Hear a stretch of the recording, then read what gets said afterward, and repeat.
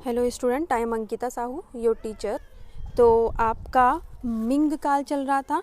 Ming काल में मैंने आपको बहुत सारी चीज़ें बता दी थी। तो उसी मिंग काल में ही इस समय जो चित्रकार थे उन्होंने दो संप्रदाय में अपने विद्वान चित्रकारों के जो उनके संप्रदाय थे उनको डिवाइड किया। तो एक था चे स्कूल और दूसरा है वो स्कूल। तो चे स्कूल का जो संस्थापक था वो ताई चीन था। तो अब हम देखेंगे कि चे स्कूल में और वो स्कूल में क्या क्या चीज़ें रही हैं। और ये जो चे स्कूल और वो स्कूल है वो आपका शॉर्ट नोट में लिखने के लिए आता है एग्ज़ाम में। तो चलिए देखते हैं चे स्कूल के बारे में। इस समय विद्वान चित्रकारों के दो संप्रदाय बने, एक को चे स्कूल, दूसरे को वो स्कूल कहा जाता है।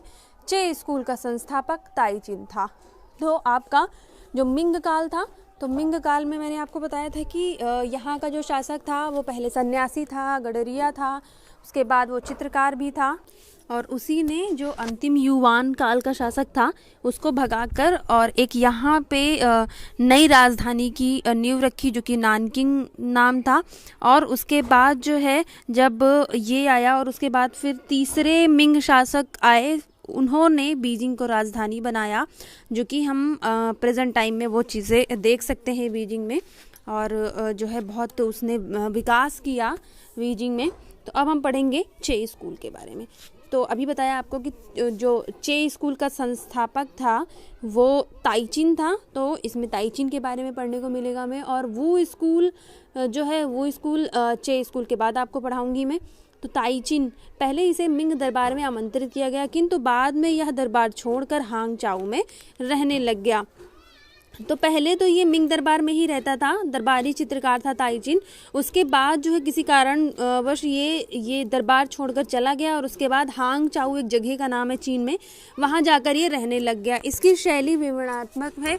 परवर्ती युग में इसकी शैली में अधिक मौलिकता तथा तूलिका में गतिशीलता आने लग गई।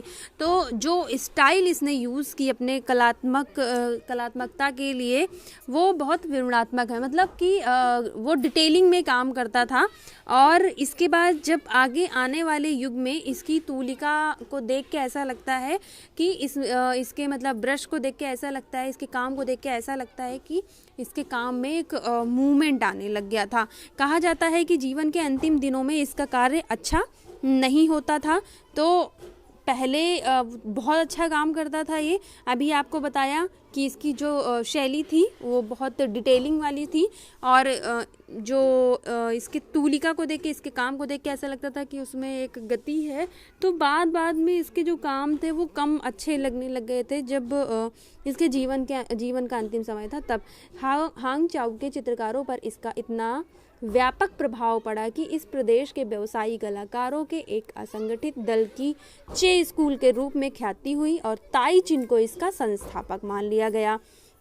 तो अभी आपको बताया कि ये पहले जो ये ताई चीन था वो मिंग दरबार में था, उसके बाद कहाँ चला गया था, ये हांगचाओ चला गया था। यहाँ पे आपको बताया था। तो हांगचाओ के चित्रकार जो थे उन चित्रकारों पर ताई चीन का बहुत प्रभाव पड़ा। और जो यहाँ पे कलाकार थे, व्यवसायी कलाकार थे जो अपनी पेंटिंग सेल करते थे, उन्होंने एक दल बनाया और उस दल का नाम चे स्कूल रख दिया। और संस्थापक किसको बनाया? ताई चीन को बनाया, क्योंकि ताई चीन का प्रभाव ही यहाँ के चित्रकार जो थे हांगचाओ के उन पर पड़ा था।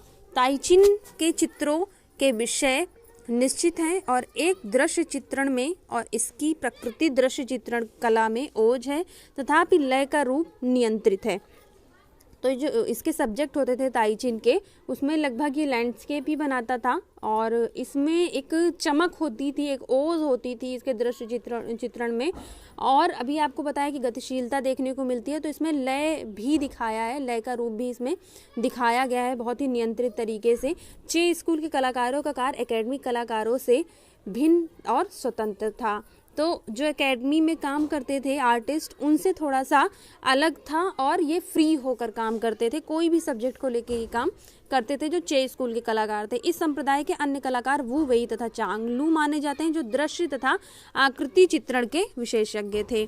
तो ताइचिन तो था, ये इसका संस्थापक भी था और कलाकार भी था इस संप्रदाय का, चे स्कूल का, लेकिन उसके साथ साथ वू वेई और चांग लू भी इसके कलाकार माने जाते हैं, जो कि लैंडस्केप तो बनाते ही थे और उसके साथ साथ वो ह्यूमन फिगर्स भी बनाते थे। इन्होंने प्रायः चित्र के एक ही ओर किनारे पर कुछ वृक्षों और सरिता में बहती हुई छोटी सी नाव का ही अंकन किया है। तो जो ये दृश्य चित्रण बनाते थे, लैंडस्केप बनाते थे, इनके लैंडस्केप में क्या होता था, एक ही किनारे, मतलब एक तरफ तो पूरा पानी बनाते थे, लेकिन एक साइड में वो कुछ पेड़ बनाते थे और उसमें छोटी सी नाव भी बना देते थे। अब है आपका, अभी आपको बताया यहाँ पे कि इसके और भी कलाकार हैं फेमस, तो इसी का एक फेमस कलाकार हम इसमें फिर पढ़ते हैं जिसका नाम है वू वेई। यहाँ आपको बताया था कि वू वेई और चांगलू दो माने जाते हैं, तो वू वेई के बारे में पढ़ेंगे हम। वू वेई जो है यह स्वभाव से जो है बोहेमियन था, फिर भी सम्राट द्वारा सम्मानित किया गया था। मतलब ये थोड़ा विरोधी टाइप का था, लेकिन फिर भी क्या हुआ था, इसको सम्मानित किया गया था। उसके कार्य में विविधता के साथ तूलिका संचालन की भी मौलिकता है। तो जो भी काम करता था वो, उसमें बहुत सारी वैरायटी है उसके सब्जेक्ट में, और इसके साथ साथ जो ब्रश हैंडलिंग करता था, तूलिका संचालित जो करता था, उसमें भी जो है मौलिकता है, मतलब वो भी जो है इसकी काफ़ी अच्छी थी। पतली स्याही के साथ किंचित रूखी तूलिका के संचालन की पद्धति एकेडमी के साथ साथ स्कूल में भी सम्मिलित हो गई थी। तो जो ये स्याही को लेकर काम करता था और इसके साथ ही ड्राई ब्रश को लेकर काम करता था, और इन दोनों पद्धति को एकेडमी में भी जोड़ा गया और उसके साथ साथ स्कूलों में भी इस टेक्निक को सम्मिलित किया गया। वू वेई ने ताओवादी चित्रांकन भी किया है। तो अभी आपको बताया है कि इसके जो विषय होते थे उसमें विविधता है, तो इसने जो है बहुत सारे सब्जेक्ट को लेकर काम किया, तो उसी में से एक ताओवादी को लेकर भी इसने चित्रांकन किया है। अब है आपका वू वेई के बाद चांगलू। तो चांगलू के बारे में देखते हैं कि क्या किया इन्होंने। और चांगलू का टाइम पीरियड है 1464 से 1538 ईस्वी। चे स्कूल की पद्धति का सबसे स्वच्छ स्वरूप चांग की कृतियों में मिलता है। तो जो चीज़ें निकल के आई हैं जिसकी पेंटिंग्स में चे स्कूल का जो मेन कलाकार था वो तो ताइचिन था, लेकिन उसके साथ जो चांग लू है उसकी कृतियों में एक अलग सा जो है प्रभाव देखने को मिलता है, जो कि चे स्कूल की पद्धति का प्रभाव है। उत्तरी चीन में इसकी कला का अधिक स्वागत हुआ। इसने वू वेई का व्यक्ति चित्र भी अंकित किया था, जिसके तूलिका संचालन की पर्याप्त प्रशंसा हुई है। तो आपको पता होगा कि दक्षिणी जो चीन है, उत्तरी चीन है, ये दोनों के बारे में मैंने अलग अलग पढ़ाया भी है आप लोगों को। तो उत्तरी चीन में जो इसकी कला है उसको ज़्यादा महत्व दिया गया, और इसने वू वेई का व्यक्ति चित्र बनाया, मतलब पोर्ट्रेट बनाया था इसमें, जिसमें जो ब्रश हैंडलिंग थी उसकी बहुत तारीफ हुई थी। चित्र में सशक्त तूलिका घात इतने प्रभावशाली हैं कि उनके कारण वातावरण में प्राकृतिक सौम्यता के अभाव की ओर हमारा ध्यान ही नहीं जाता है। तो जो भी चित्र बनाता था, ये तो रही कि आपकी ह्यूमन फिगर की बात, मतलब पोर्ट्रेट की बात की, उसकी तो प्रशंसा हुई ही है, लेकिन इसके साथ साथ जो दृश्य चित्रण बनाता था, जो वातावरण बनाता था, अगर उसमें कुछ कमी भी रह जाती थी, लोग उन पर ध्यान ही नहीं देते थे, क्योंकि इसकी तूलिका के जो ब्रश स्ट्रोक होते थे, जो तूलिका घात होते थे, वो बहुत परफेक्ट होते थे, बहुत प्रभावशाली होते थे। भैंसे पर आरूढ़ लाओत्स नदी में मछुए तथा ताओवादी विषयों के कुछ चित्र उपलब्ध हैं, जिनमें मछुए वाला चित्र निश्चित रूप से इसी की कृति माना जाता है। तो देखो लाओत्स, आपको बताया ये मैंने चाओ डायनेस्टी में, कि जो ताओवादी है वो उसके संस्थापक कौन है, लाओत्स हैं। तो लाओत्स को जो है वो भैंसे पर बैठा हुआ दिखाया गया है। आपको बताया भी था लाओत्स के बारे में कि किसी कारण इसको जो है चीन से भागना भी पड़ा था, तो इसने खुद को जो है वो एक भैंसे पर बैठा हुआ अंकित किया है कि वहाँ से भाग रहा है। तो भैंसे पर आरूढ़ लाओत्स नदी में मछुए तथा ताओवादी विषयों के कुछ चित्र इसने भी बनाए हैं, जिसमें कुछ डाउट भी हैं, लेकिन इसी का चित्र वो माना जाता है। इस चित्र में एक मछुआ अपनी छोटी सी नाव पर खड़ा जाल फेंकने वाला है। वह अपने एक सहायक सहित एक चट्टान के नीचे होकर आया है, जो चित्र संयोजन के संपूर्ण दाहिने आधे भाग को घेरे हुए है। तो इसके चित्रों में एक गतिशीलता भी, एक मूवमेंट भी देखने को मिलती है।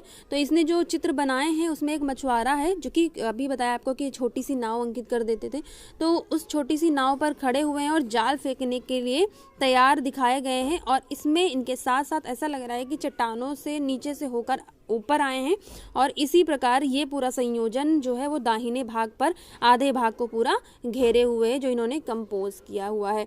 तो ये था आपका चे स्कूल। अब वो स्कूल आपको मैं नेक्स्ट वीडियो में पढ़ाऊंगी, और इससे रिलेटेड अगर आपको चे स्कूल से रिलेटेड या फिर जो इसके कलाकार हैं उनसे रिलेटेड जो वेई तथा चांगलू आपको पढ़ाया, इससे रिलेटेड अगर आपको कुछ नहीं समझ में आया हो तो मुझसे जूम मीटिंग पर डिस्कस करें। धन्यवाद।